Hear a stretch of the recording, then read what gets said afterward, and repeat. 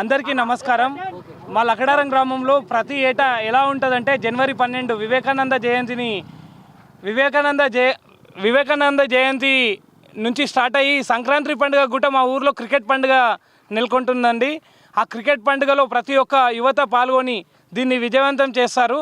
అలాగే ఈసారి ఈ 8వ సీజన్కి సపోర్ట్ చేసిన ఊరు గ్రామ పెద్దలకు అందరికీ ప్రతి ఒక్కరికి మా ఎల్ఎస్ఏ తరఫున ప్రతి ఒక్కరికి ధన్యవాదాలు తెలియజేసుకుంటున్నామండి.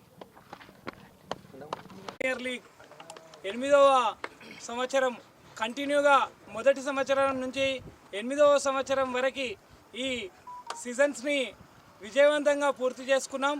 అలాగే ప్రతి సీజన్లో మనకి సహకరిస్తున్న గ్రామ పెద్దలు పరోక్షంగా కానీ ప్రత్యక్షంగా కానీ అందరూ సపోర్ట్ చేస్తున్నందుకు వాళ్ళు మనను ఉత్తేజపరిచి ప్రతి ఒక్క క్రీడాకారుణ్ణి ఊరిలో ఉన్న యువతను ఎంకరేజ్మెంట్ చేస్తూ ఊరిలో ఉన్న ప్రతి ఒక్కరిని ప్రతి ఒక్క చిన్న పిల్లవాడి కాడి నుంచి 8 ఏళ్ళ బాలుడి నుంచి 60 ఏళ్ళ వరకు ఇక్కడే ఉంటున్నారు గ్రౌండ్లో.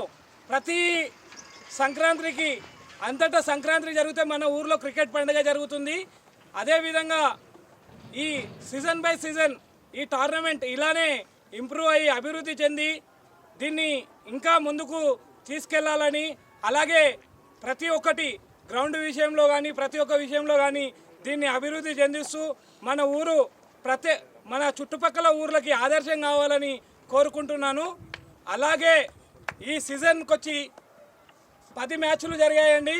మొదటి మ్యాచ్ నుంచి లాస్ట్ మ్యాచ్ వరకు ప్రతి ఒక్కరూ ఇక్కడికి వచ్చేసిన గ్రామ పెద్దలకు ఎల్ఎస్ఏ తరపు నుంచి ప్రత్యేక అభినందనలు తెలియజేస్తున్నాను.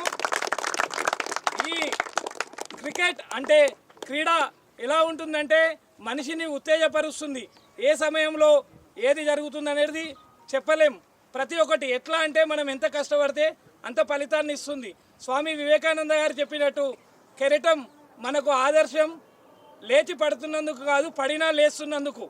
ప్రతి ఒక్కరూ ఆ నినాదాన్ని పాటించి ఈరోజు అదే నినాదం గుర్తు చేసుకొని శ్రీ చైతన్య విన్నర్గా నిలిచింది.